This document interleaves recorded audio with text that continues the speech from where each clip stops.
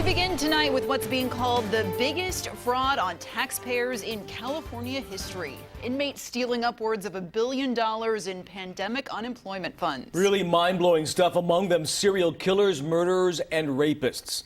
Prosecutors say the scam ran from the start of the pandemic in March through August.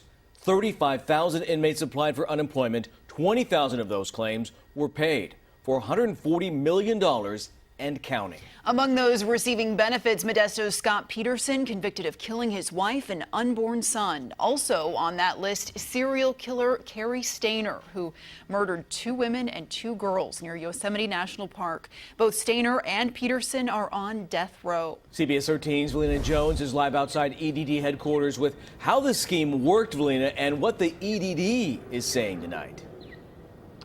Right, so we're talking about around $500 million to up to $1 billion. And at that price tag, you may think that this was a complicated operation, but area DAs say it was actually pretty easy to pull off, and they're blaming the EDD for oversight.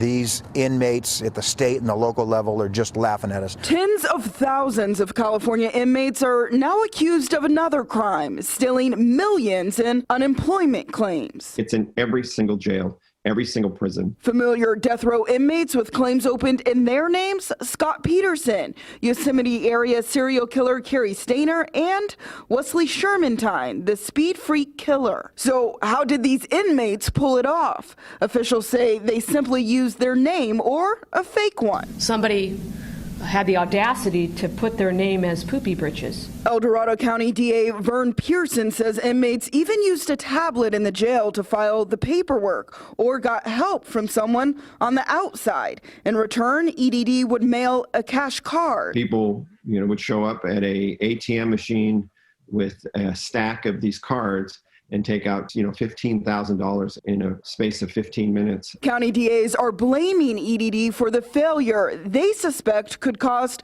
up to $1 billion. Right now, there is no cross-matching between the incarceration data and EDD. We asked, where did the hundreds of millions of dollars go? They were buying all sorts of things, jewelry, even a car. There's definitely connections to various criminal street gangs, as well as other organized crime. With tens of thousands of criminals involved, there's no possible way that they can prosecute every single one of them. And even more money gone, Pearson believes it will be impossible to recoup. Most of this money is going to be lost and never recovered.